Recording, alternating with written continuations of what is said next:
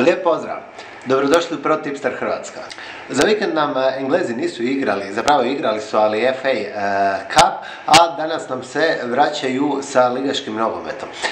Donosimo analizu utakmice londonskog derbija između West Ham Uniteda i Crystal Palacea koji igraju u utorak na večer u engleskom Premiershipu.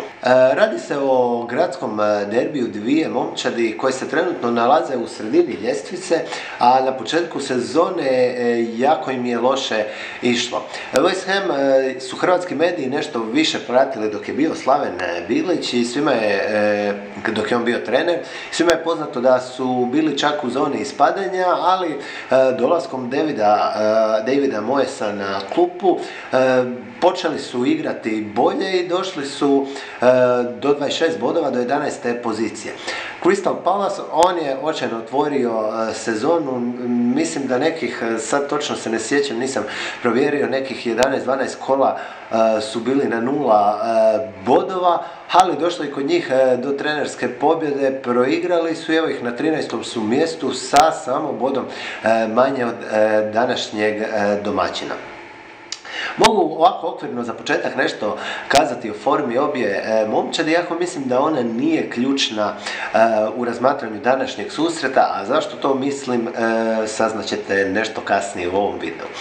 West Ham je na svom domaćem terenu tako, ima srednji učinak, ima 4 pobjede, 4 poraza, 3 remija, dok Crystal Palace nije najbolji gost, ima 2 pobjede, 3 remija, 7 poraza, no u obzir treba uzeti tu početnu lošu seriju kada je Crystal Palace gubio utakmicu za utakmicom, tako da možda to i nije ključna stvar u ovoj utakmici. Mnogo bitnije mi se čini podatak o tome da je na zadnjih 6 gostovanja Crystal Palace izgubio samo jednom, i to kod gradskog rivala Arsenala, koji je ipak mnogo jači, što nije neka tragedija.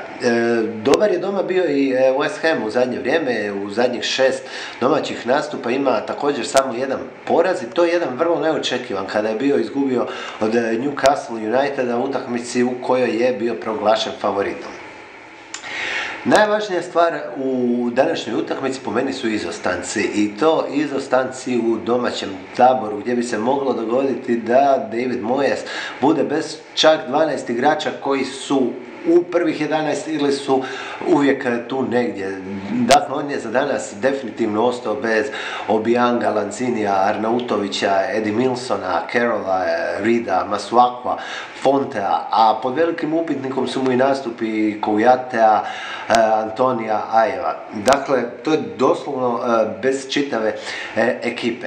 Imaju problema nešto s ozljedama i gosti kojima nema, recimo napadača Loftus-Cheeka ili Šlupa Punčona, ali imaju i 2 važna povratka u ekipu, 2 igrača koji su se neočekivano ranije vratili, Francuz Johan Cabaye i Mamadou Sakho, koji će danas biti u sastavu. Koliko će minutažu imati ne zna se, ali definitivno bi trebali biti u kadru. Kladionicama je sve ovo što sam ja vama rekao poznato, i zato je pomalo neočekivano Crystal Palace postavljen za favorita, ali s tim se mogu složiti. Koeficijenti su na njihovu pobjedu oko 2,50, a s obzirom na sve probleme kroz koje prolazi West Ham, pobjeda gosta me uopće ne bi iznenadila, a tih 2,50 je sasvim pristojan koeficijent da se za to može nešto i riskirati. Postoje one sigurnije opcije u vidu x2 ili čak ishod bez neriješenoga, gdje vam se može vratiti novac u slučaju remija. Po meni ovo je zanimljiva utakmica za klađenje, ja ću dobro razmisliti, vjerojatno ću neku doklada na Palace uzeti, jer po meni to ima veliku vrijednost, a s obzirom na sve ove probleme West Hama, koeficijenti bi do kraja mogli znatno pasti.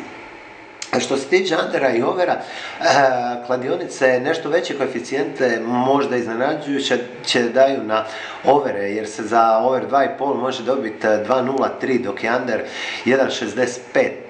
Kada pogledamo statistiku, ona ne ide u prilog tome da je ovo anderaška utakmica, jer je recimo West Ham u zadnjih 6 nastupa 4 puta išao u više golova, dok je Crystal Palace na 3-3, ali mislim da tu dosta ulogu igra činjenica da se radi o dvije podjednake momčadi i o tome da ima puno izostanaka, pogotovo kod West Hama, i da zato vjerojatno ni same kladionice ne znaju kako će ove dvije momčadi odigrati.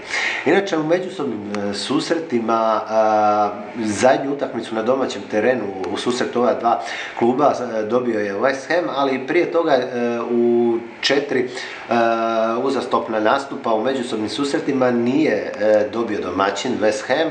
2 puta su bili remiji, 2 puta je Crystal Palace slavio, a ne bi me čudilo ni da, kao što sam rekao, danas dođe do pobjede.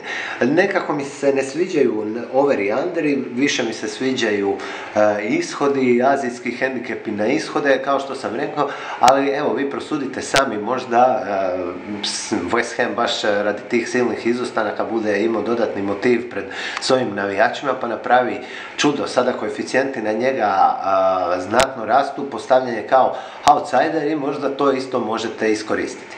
Evo, ja vas za kraj pozdravljam, želim vam puno sreće s okladama što god da izabrali, i mogu vam ovim putem najaviti da planiramo ovog ili drugog tjedna otvoriti jednu grupu na Facebooku u kojoj će svi biti pozvani, u kojoj ćemo moći raspravljati o klađenju, o tome što je netko uzeo, i na taj način pomoći jedan drugome kako bismo na kraju svi zajedno što više profitirali od klađenja.